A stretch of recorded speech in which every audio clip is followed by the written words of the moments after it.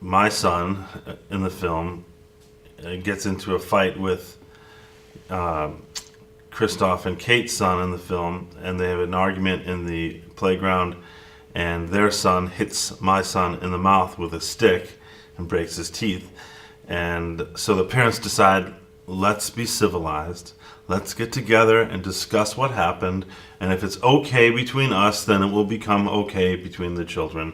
And also we have this business of explaining to the insurance company how it happened. And, so in a very civilized gesture, my wife and I invite this couple to our house to discuss, how we go forward from here, And the first, say, third of the story is very polite, and everyone trying to present the best version of themselves, or this ideal version of themselves, in the way that parents are often competitive in that subtle way with each other, like, oh yes, well, the way we raise our child is, oh well, yes, of course, us also.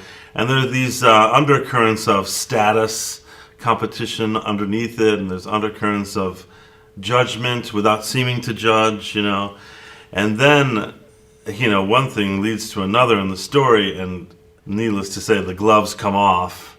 And I think that if there is a moral to the story, it's that, that adults can be more childish than children. Yeah.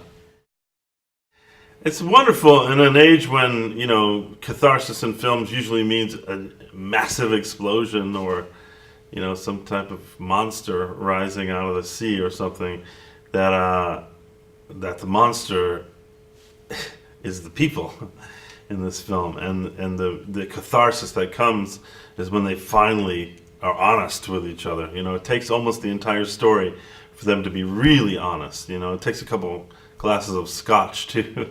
But I think that's the wonderful thing about it, is that no one is really off the hook. If you're really honest with yourself and you watch this film, you're like, yeah, I've said that, or I felt that. Maybe I didn't say it, but I felt that about that other couple's kid. They don't raise him right. If only they treated him. If only they taught their son the way we teach our son. It's very easy to see the faults in other people, and when we definitely have these, these impulses to be selfish or to whatever, to be completely self-centered. However, I personally don't believe that is the total driving force. I know in my own life that's not. I don't have only selfish means. Actually, if you have children, that's what you learn. You learn that, well, it is possible for human beings to do something for someone other than themselves. And children teach you that. I have children myself, and I learn that every day, So Roman, the way he directs films is from a very, very much from his point of view.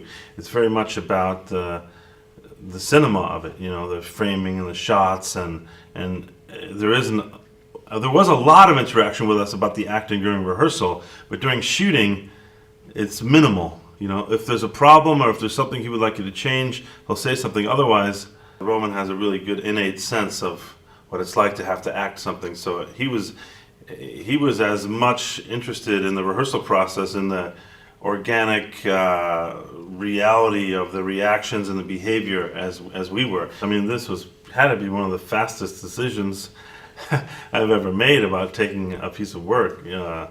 I'm just, there's very few people in the world that are at the level of Roman, and I feel incredibly lucky to be here. Yeah.